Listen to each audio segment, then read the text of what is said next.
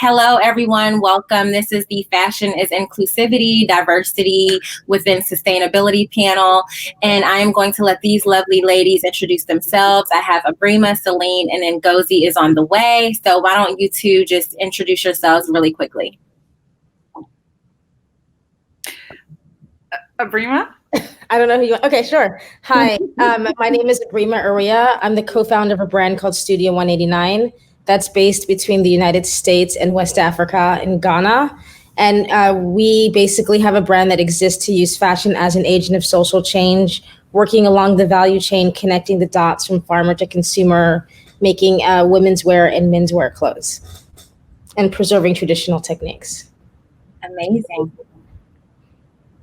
My name is Celine DeCarlo. I am the VP of Brand, People, and Culture at Hoffman, which is based in Manhattan. And this is our 20th year.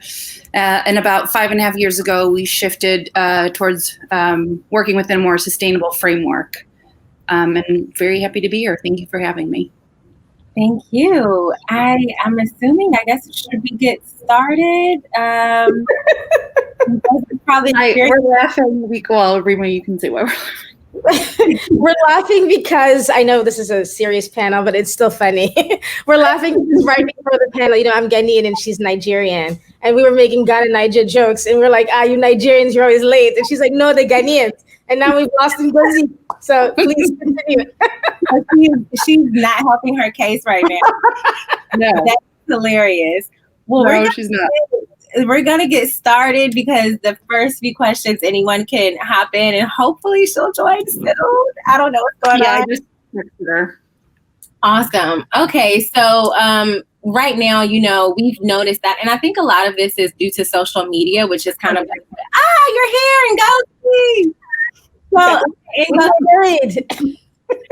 do you want to also, Abrima was talking about how you would be late. I'm not sure, but I just want to, I just want to put that out there.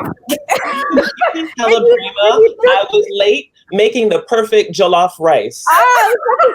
Hey. 2 more seconds. I was going to go after jollof. And Ngozi, do you want to introduce yourself really quickly? Sure. My name is Ngozi Okaro. I lead Custom Collaborative, which is a nonprofit social enterprise focused on providing opportunities for women from low-income and immigrant communities to have careers in sustainable fashion. So I'm really excited to be here today representing myself and the ladies who trust us with their time and their money. Amazing. So let's just hop right into it. I was just talking a little bit before you hopped on about how we are having more conscious conversations largely due to social media. And one of the conversations that we're having right now is about sustainability. And fashion has really, become an integral part of this conversation. They've been very involved in this conversation. But one thing that we have noticed with a lot of social issues and conversations around them is that the I guess loudest voices are often white, or the most prominent voices are white.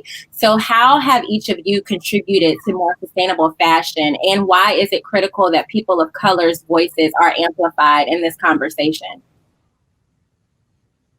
Anyone can go in. So then let me jump in. At Custom Collaborative, the work that we do centers women of color. And in addition to educating them and ourselves around the many ways of sustainability and as they evolve, but just listening to them about what they say about sustainability, learning and using what their practices have been. And I think that especially in Black American, Black African communities that I'm aware of, sustainability and using things to their fullest and really having respect and kinship with the land has always been important and a tradition. And so we're really working to amplify that in collaboration with others. And for us, sustainability means not just the environmental, but also human rights and living wage. So that's a big focus for us. Absolutely. And I'm going to echo what you're saying as well. I think just because your question was, why do you see, to make sure I understood correctly, more white people in the sustainability space versus people of color? And I think, it's like Ngozi said, I mean, culturally, indigenous people are inherently sustainable. Like it's not really a thing. I mean, I know we're using the word and I know that it's being amplified and I know there's reasons behind it because there's a need to kind of give it shape and preserve. But I think that, the fundamental principles, which is why I believe I like it so much. And I like so many of the people that are working inside this space are that are more community based driven and that are like very conscious, and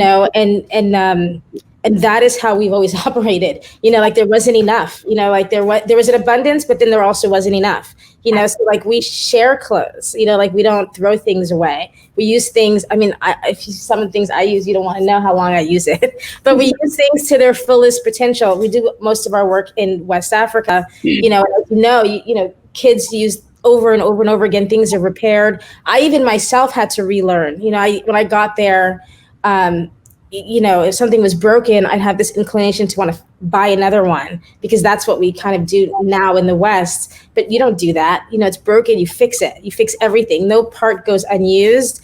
And also because you have this kind of personal accountability to have, just thinking about secondhand clothing, for example, Ghana, Nigeria, all this, but like that's the last stop. So there isn't another place where it's going. So you're kind of personally accountable for figuring out what to do with the things around you, which makes you so much more conscious because if there's toxins, if there, all that stuff gets in the waterways, it affects you, it affects your health, it creates malaria, it creates disease. So you don't want any of those things, and so I just think that you kind of inherently on every, environmentally, and humanitarian wise and in every kind of way. And also just like how you use money within a community is inherently sustainable. And the things that are not sustainable are things that are coming from outside. And what we're trying to do, I think all of us as a community, is kind of take a step back and remind people, hold on a second, before you get very excited about plastic, let me remind you what plastic does. You can't burn it, et cetera, because people have been told to start using these things. We want to kind of preserve it before it's too late, because that's, for me, Africa and a lot of indigenous communities are the last stop. And we need to protect what they're doing so we don't, ruin this planet. Absolutely. Celine, can you talk a little bit about what Mara Hoffman, the brand, has been doing and how they have specifically showed up as an ally when it comes to fashion sustainability and, partnering with communities of color? And also, if you could add on any advice that you would have for companies that are largely white to step up as allies and make room for just more diversity and equity when it comes to fashion and sustainability. Yeah, absolutely. I think every white person who answers this question tends to state this, and it's important to do so, that we're not a company that does it right or perfectly, but we are one that it is at the crux of daily conversations. So it's interesting because I feel like this word ally is quite a new one that has entered lexicon within DEI, and it's almost this tool that a lot of white people are using to make themselves feel better, but actually in doing so you continue to others. So I just to start off by saying we don't use that word. It's not part of our semantics internally as a company. What is recognition and reckoning massively, because when we shifted as a brand towards sustainability, we didn't do so. We did what we could with what we had, is always the statement, but we didn't do it right in the sense, if you're really going to shift towards sustainability, especially if you're in the apparel industry, it has to be done through the lens of social, racial, and environmental justice. Otherwise you're just making certain shifts externally, but you're not really approaching the company at a systemic level. So, I just want to be clear in terms of that's where we were. And what did that look like? It's easy and difficult at times to be there to just give money. And though that is critical, again, we had to go deeper. So yes, there were the donations. Yes, there was the fabric donations. But then we really started to think about what it is that we had that we could give and share.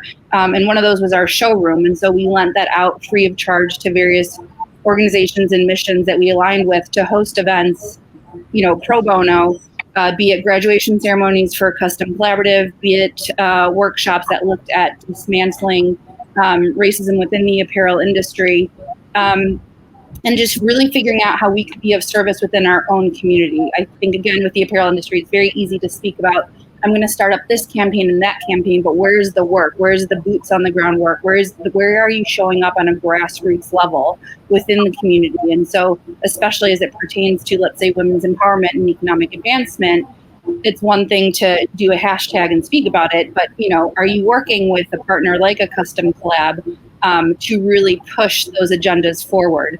So I think it's about, obviously, the giving, the showing up, the being of service.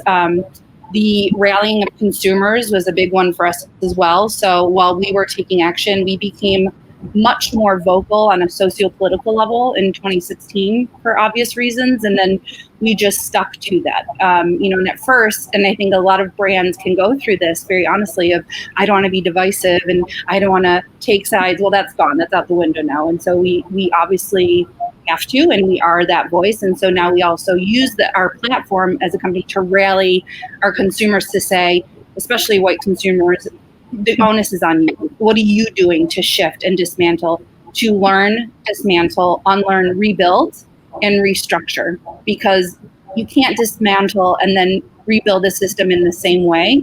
It's a full-on restructure, and we have to do that as a company. We're not there yet internally.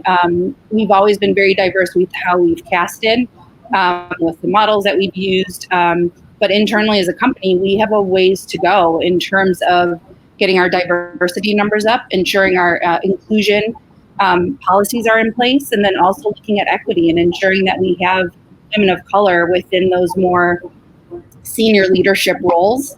But that's something, again, that is discussed all the time. So I think when it comes to advice for white-led companies, it's really getting over, first of all, the white paralysis, I call it, of like, oh, I don't know what to do. I would say to not speak until action is taken, looking internally as well as externally, to not fear copying what other companies are doing that resonates with you, because this isn't a territorial issue. This is about taking the responsibility as white people who are profiting off of a system that was built for white people on the backs of Indigenous and Black and Brown communities.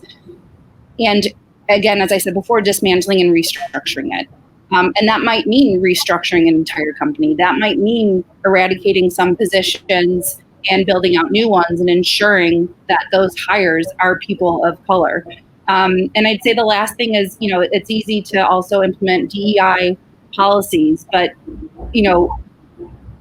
do those companies understand what that means? And obviously I'm speaking to the white companies right now of, diversity is an easier numbers game. Inclusion is very different. Equity is very different in and of itself. And I guess the last thing I would say is community. Community is everything. What are you doing to uplift those around you? When are you stepping back and shutting up and listening? And when are you speaking up? And if you're speaking up, are you by someone's side? Are you behind them? Or are you in front of them? And that's, it's the nuance that's very critical. Can I add to Celine's kick-ass response? Yeah. I think it's such an interesting moment in history. I think about this all the time, and it ties to also what Celine was just saying, because we're at a turning point, really, right? Turn of the century, everything is changing. Everything we knew, everything is changing, and people don't know which way to turn sometimes. Like, how do I begin with all of this? And, all these rules, all these, systems that were put into place, in my mind, they served us for some time. They might not have served me specifically, but they served, in some way, people for some time, and they held up, but they were not necessarily the most, like you said, inclusive or the best kind of systems, and it's time to change them. It's like, okay, good, you did that, you built whatever you needed to do, it's done, and so to me, I think a lot about, whenever I have these kinds of conversations, and that's why I love what Celine said, is what are your values? Like it completely starts there, because if you don't check those values, and you said something about how you can't dismantle a system if you're just going to use those, like the system's values to take it apart and build it back again. You got to start again, or you have to check your values. And what I love about both the women on the panel, and what I love about, if we're talking about allies or whatever that word is that Celine was talking about, is that a lot of times it's about even being invisible. Even for me, a lot of times it's the stuff you said, boots on the ground. A lot of times it's the stuff that nobody knows you're doing. I know Ngozi, you do stuff that nobody knows you're doing. It's like, you don't need to know what I'm doing. What you need to know is that, every time I have a chance to do the right thing, I'm going to do my best. And sometimes I'm going to make a mistake, but my intention, like I started by setting my intention, is to do the right thing. And the right thing is relative, maybe, but it's still a level of consciousness. And it's all the things that Celine said, but I think that's really important, because a lot of times people want to fix it, as if it's going to be done tomorrow. This isn't going to be done tomorrow. This is going on for hundreds of years, and it's going to continue on for hundreds of years. So you're going to at some point have to decide what matters more to you.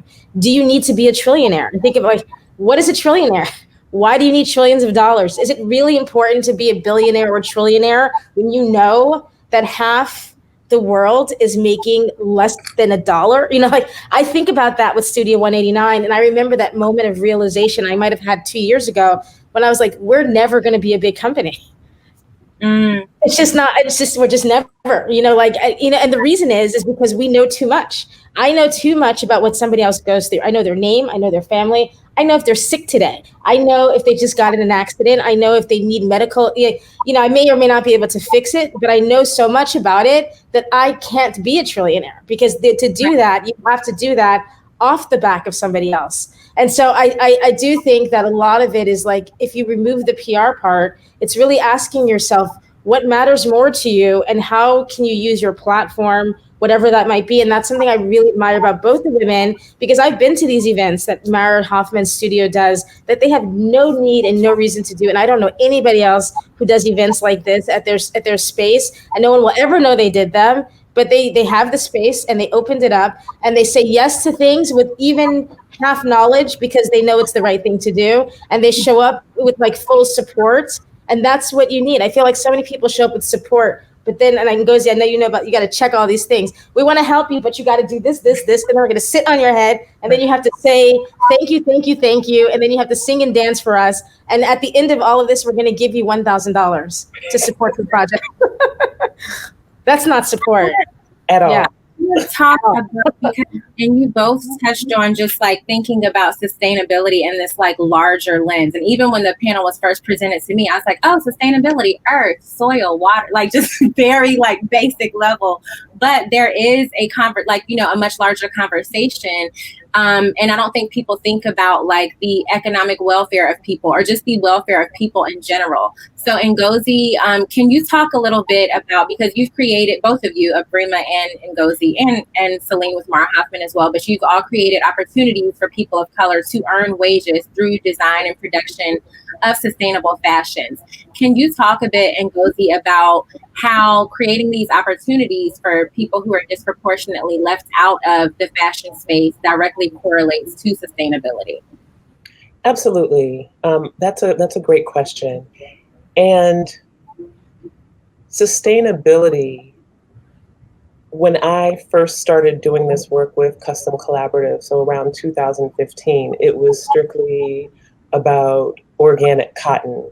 And at that point, we were talking about something that hadn't been talked about as much, but at least was on the table, which was dead stock, which is what we use, fabric that is not needed and is overflow. And from the beginning, I started Custom Collaborative out of my concern for my particular dressmaker, because she wasn't charging me as much money as I thought that she could in order to make these great dresses. And so from the beginning, that was baked in. I think it's easier for some people to forget that part of sustainability because we're talking about people who society has othered, right? And so if we're saying, one, we don't know who made our clothes, and that two, they were probably made overseas or whatever, and they were made by women, and they were made by, non-white women. It's easy to almost disappear them, right? And so then sustainability doesn't come into the picture.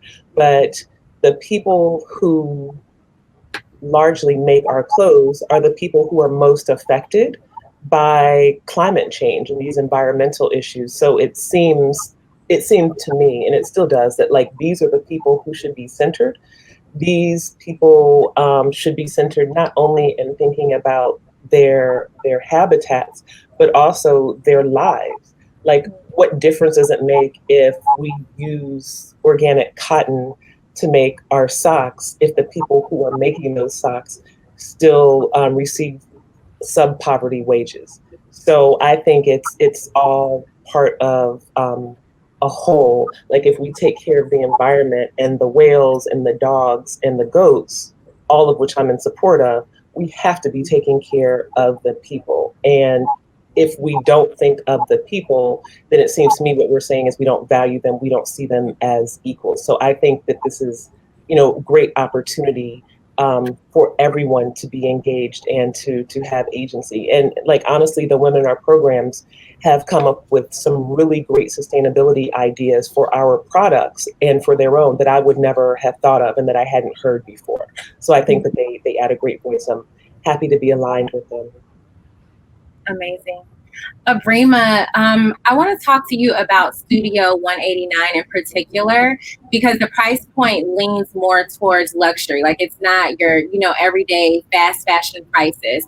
How do you justify the price points to people who may automatically assume that sustainable fashion is going to be cheap or more accessible? So when we started, I made a very specific and concerted effort with the pricing. So it's actually interesting because our pricing is not really, we position ourselves as luxury, but it's more like affordable luxury. So like by American standards, it's kind of contemporary pricing, a little upper, because our shirts are like $175, right? But by what people understand, like African made or Black made products to be, it's very expensive, and there's a few very intentional decisions that I made when I did that. One is it's really expensive to make stuff.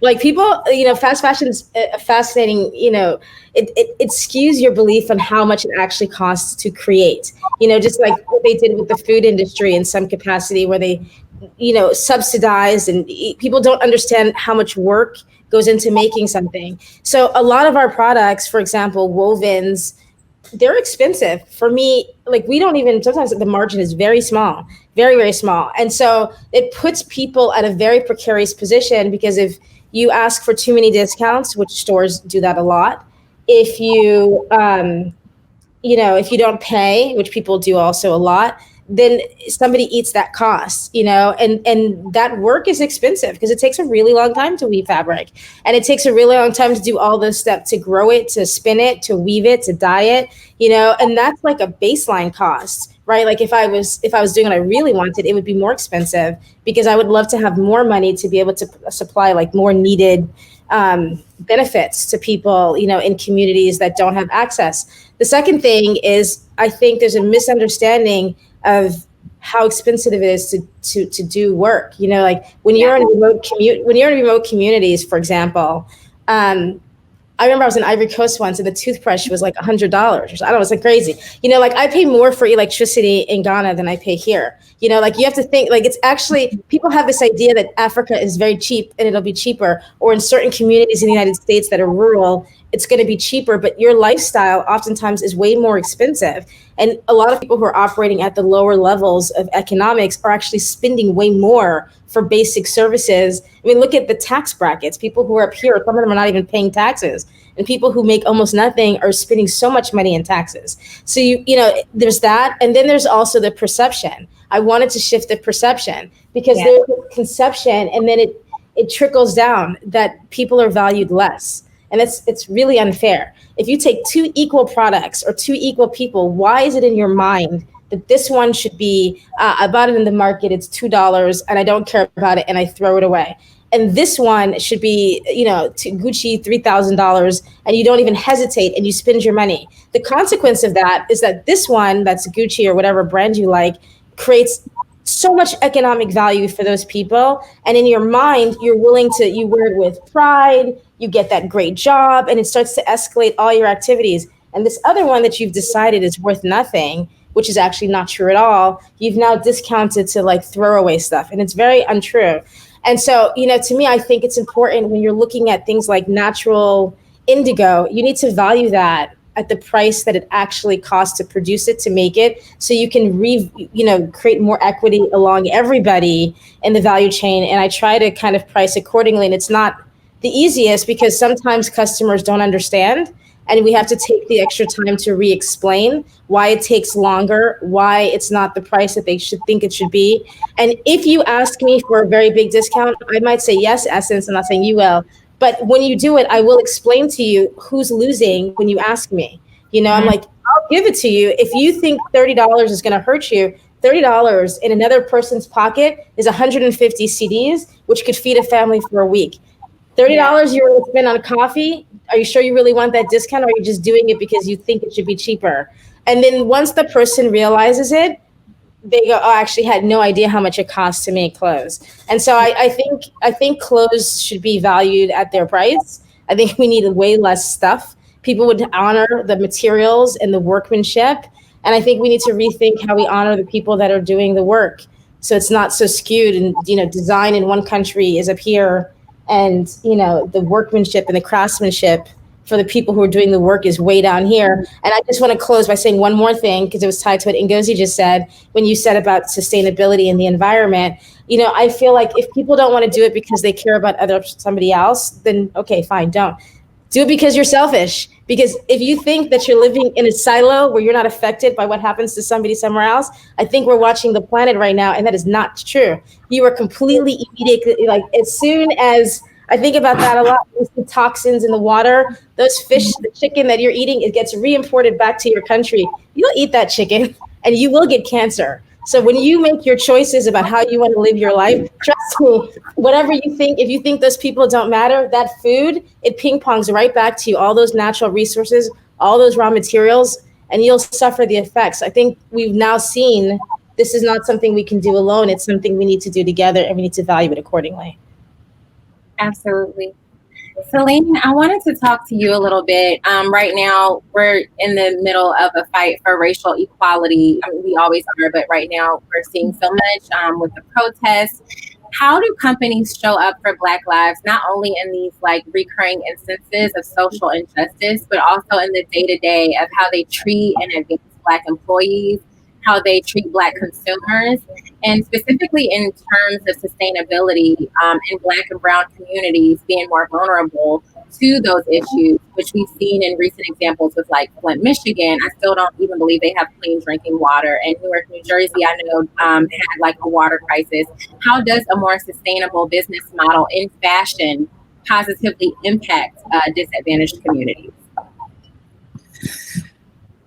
I wish there was a straightforward answer to that. And there's a few parts to the question. So I'd say in terms of showing up for these reoccurring instances of social, racial injustice, and injustices, put it lightly, I think we can all speak to the brutal murders in broad daylight that are happening, mostly to Black men at the hands of white police.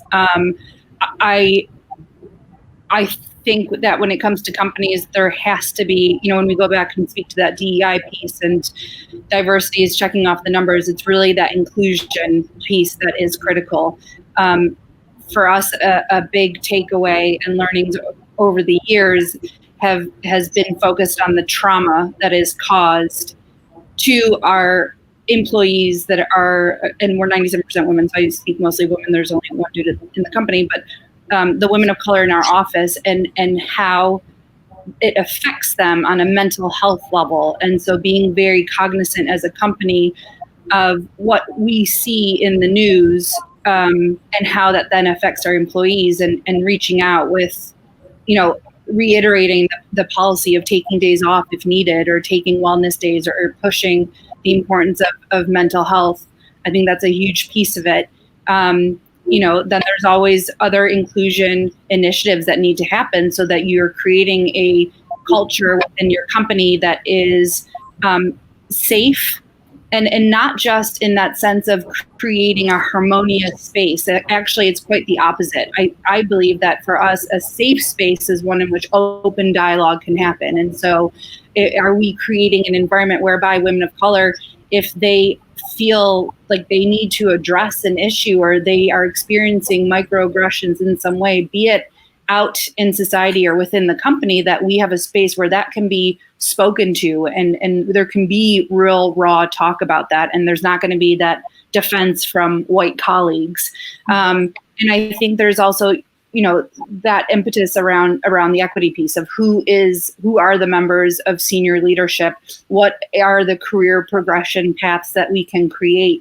And I think when it comes to Black consumers, it's the same thing. We at times we'll have Black consumers reach out with what they have felt to be issues of microaggressions, be it in some of our assets or in the past semblances of cultural appropriation. And we take that very seriously and we respond. We engage in that conversation, and we do it, and Mara is very intent on this. We do it in a message of gratitude. It's never of defense, because even if we feel as white people that we don't see what it is that's being pointed out, well, it just speaks to our blindness.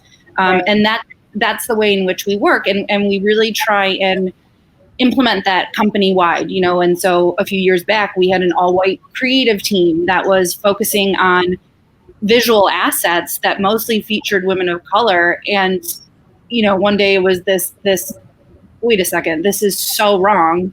And so really figuring out, again, what I was saying in terms of restructuring a company and rehiring, so that, that there is a relevant perspective within the company that is what is also spoken about and shown visually externally.